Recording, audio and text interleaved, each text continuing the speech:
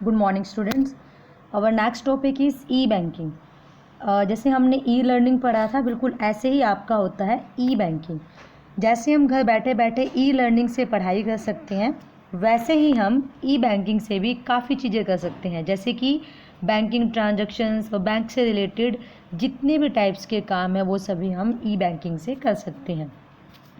ई banking क्या होती है? Electronic banking is an umbrella term for the process by which a customer may perform banking transaction electronically।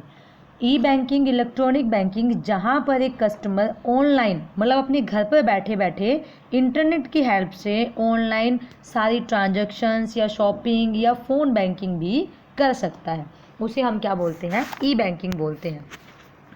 E banking normally हमारी कितने types की होती है? 3 टाइप्स की होती है। देखिए, सबसे पहली हमारी क्या है? ई बैंकिंग, पीसी बैंकिंग। सेकंड है आपकी internet banking and the third is mobile banking.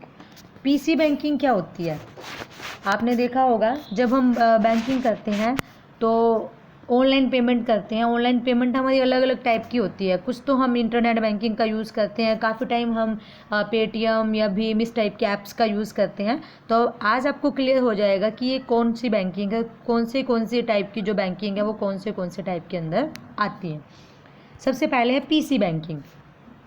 PC banking E banking की एक टाइप है जहां पर कस्टमर एक पीसी और एक मोडेम की हेल्प से बैंक की ट्रांजैक्शंस करते हैं। एक पीसी होना ज़रूरी है और एक आपके पास मोडेम होना ज़रूरी है। मोस्ट पीसी बैंकिंग में क्या होते हैं? बैंक कस्टमर को एक फाइनेंशियल सॉफ्टवेयर प्रोग्राम्स देता है। आपकी पीसी बैंकिंग के लिए आप जिस भी बैंक के अंदर आपका अकाउंट होगा, वो जो बैंक वाले हैं वो आपको एक ऐसा सॉफ्टवेयर प्रोवाइड करेंगे जिसकी हेल्प से आप पीसी बैंकिंग कर सकते हैं। मोस्ट ऑफ पीसी बैंकिंग जो पीसी बैंकिंग बैंक होते हैं वो मैक्सिमम कौन करते हैं? पीसी बैंकिंग जो बैंक के एम्प्लॉयर होते हैं वो करते हैं। जैसे कि बैंक वाले जितनी भी ट्रांजैक्शंस करते हैं वो मैक्सिमम वो अपने ही पीसी से करते हैं, किसी और के पीसी से वो बिल्कुल नहीं करते। किसी ने अगर मान लो मनी डिपॉजिट की या निकाली, ये सारे के सारे काम वो एक ही पीसी पर करेंगे, एक ही सर्वर पर करेंगे, ताकि उनको किसी भी टाइप की कोई प्रॉब्लम ना आए। अलग अलग पीसी को एक्सेस करेंगे तो उनके लिए प्रॉब्लम्स ज़्यादा आती हैं। ओके, और वो सब की सब जितनी भी इनकी ट्रांजैक्शंस होती है बैंक वालों की, वो एक ही सॉफ्टवेयर के थ्रू होती है। एक ही सॉफ्टवेयर होगा, उसी सॉफ्टवेयर के थ्रू बैंक के पैसे डिपॉजिट करना बैंक में या उनको निकालना किसी भी कस्टमर के, वो ओनली पीसी बैंकिंग से करते हैं। तो ज़्यादातर जो पीसी बैंकिंग है वो बैंक एम्प्लॉयर ही यूज़ करते हैं। Next one is internet banking, जिसको हम ऑनलाइन बैंकिंग भी कह सकते हैं, जो हम लोग कर सकते हैं, जहाँ इंटरनेट की हेल्प से बिल पे किए जा सकते हैं, फ़ंड ट्रांसफ़र किए जा सकते हैं, सेविंग अकाउंट्स का जो बैलेंस है उसे भी हम देख सकते हैं। तो ये सारे काम हम कर सकते हैं इंटरनेट बैंकिंग से।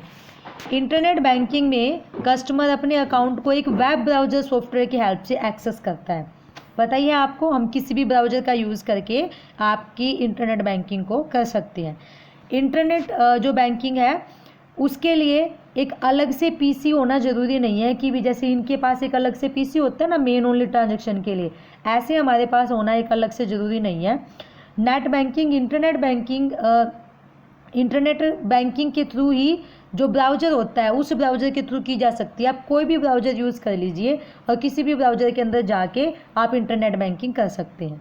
मतलब जो भी आपका ब्राउज़र है, चाहे वो गूगल क्रोम हो, मोजिला फायरफॉक्स हो, जैसे हम सर्चिंग के लिए भी यूज़ करते हैं ब्राउज़र्स का, ऐसे हम यूज़ कर सकते हैं इंटरनेट बैंकिंग के लिए। Next and last banking is mobile banking. ये सबसे ईजी बैंकिंग है और आप सब इसको जानते भी हैं।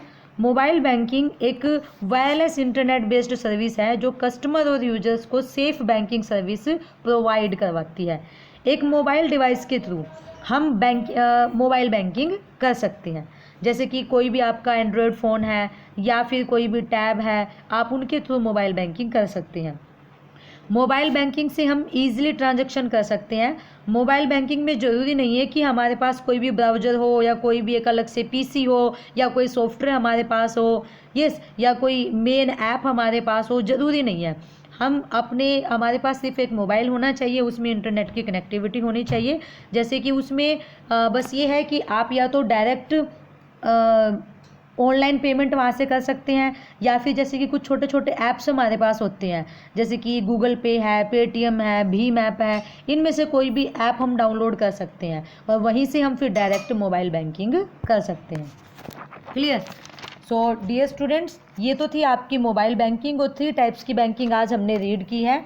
सबसे पहले तो थी पीसी बैंकिंग, जिसके लिए हमें एक अलग से सर्वर और एक मॉडेम की नीड होती है और ये ज़्यादातर बैंक के लोग यूज़ करते हैं। इंटरनेट बैंकिंग, जिसके लिए हमें एक ब्राउज़र की नीड होती है और हम उस ब्राउज़र से इंटरनेट बैंकिंग कर सकते हैं। और मोबाइल बैंकिंग, इसके लिए कोई ब्राउज़र की नीड नहीं है, बस आपके पास मोबाइल और इंटरनेट कनेक्शन विद कोई भी ऐप, जहाँ से हम जैसे गूगल पे, भीम पे, इस टाइप से, या फिर पेटीएम बैंकिंग कर सकते हैं इनकी हेल्प से। Clear? So our next topic is E shopping. देखिए, इलेक्ट्रॉनिक शॉपिंग, ऑनलाइन शॉपिंग जिसे हम बोलते हैं, आपको पता होगा इसके बारे में। Yes, the process of shopping done over the internet is called the online shopping. जो इंटरनेट का यूज़ करके हम शॉपिंग करते हैं वो आपकी क्या होती है? Internet online shopping. Online shopping एक ऐसा प्रोसेस है जहां पर आप गुड्स या किसी भी प्रोडक्ट को आप घर बैठे बैठे ऑनलाइन खरीद सकते हैं। जो कस्टमर है वो ऑनलाइन शॉपिंग की हेल्प से किसी भी ऑनलाइन स्टोर या फिर कंपनीज़ है वहां से हम books, clothes, toys, hardware, software, health के कोई भी प्रोडक्ट, इलेक्ट्रॉनिक की कोई भी आइटम्स को हम परचेज कर सकते हैं घर पर बैठे बैठे। क्लियर? तो देखिए, ऑनलाइन शॉपिंग नॉर्मली सभी पसंद करते हैं। हम इसके कुछ बेनिफिट्स के बारे में बात कर लेते हैं, इसके क्या क्या बेनिफिट्स हैं। सबसे पहला आपका है major reason to conduct shopping online is the convenience. That means to say online shopping से क्या होता है, आपका जो टाइम है वो सेव होता है। यस, और इससे क्या होता है, एक इसका ये भी एग्जांपल है। ऑनलाइन शॉपिंग से टाइम सेव होता है, जैसे कि मान लो किसी पर्सन को कोई भी चीज़ परचेज करनी है, एक तो उसको स्टोर पर जाना पड़े, यस, वहाँ से उसका स्टोर पे आने जाने का जो टाइम है वो भी लगेगा, और हो सकता है कि उस टाइम पे वो स्टोर बंद हो जाए, या फिर वहाँ पर जाकर उसको पैसे के लिए भी फिर बोलना पड़ेगा, कम या ज़्यादा करने के लिए। यस, ये काफ़ी चीज़ें, काफ़ी टाइम वेस्टिंग है। लेकिन अगर हम बात करें ऑनलाइन शॉपिंग की, तो आप घर बैठे बैठे कहीं पर भी आप वहाँ पर शॉपिंग कर सकते हैं, और जो बार्गेनिंग वाला ऑप्शन है वो ई शॉपिंग के अंदर बिल्कुल भी नहीं होता है। Clear? The next one is 24 hour availability. ये आपको पता ही है। इक्वल एसेसिबिलिटी ऑफ प्रोडक्ट्स, जो प्रोडक्ट्स हैं उनकी बिल्कुल इक्वलिटी होती है, जितने भी प्रोडक्ट्स हैं वो आपके इक्वली एक्सेस होते हैं, आपके पास इक्वली वो एक्सेस आपके पास जाते हैं। आप वहाँ पर बिना किसी प्रॉब्लम्स के उन प्रोडक्ट्स को परचेज़ कर सकते हैं। और सबसे मेन, ये एवरी टाइम अवेलेबल होती है। हम किसी भी टाइम, दिन में या रात में, कहीं भी बैठकर आप क्या कर सकते हैं, शॉपिंग कर सकते हैं। इसकी कुछ साइट्स भी हैं, जैसे कि फ्लिपकार्ट, स्नैपडील, अमेज़ॉन, बहुत सारी हैं, जबंग। देखिए, ई शॉपिंग को हम ज़्यादा डिस्कस नहीं करेंगे, इसके बहुत सारे बेनिफिट्स हैं, कुछ इसके डिसएडवांटेज भी हैं थोड़े से, तो उनके बारे में आप सेल्फ रीड कीजिए, और जो नेक्स्ट टॉपिक है उसके बारे में हम रीड करेंगे अपनी नेक्स्ट वीडियो में। Thank you.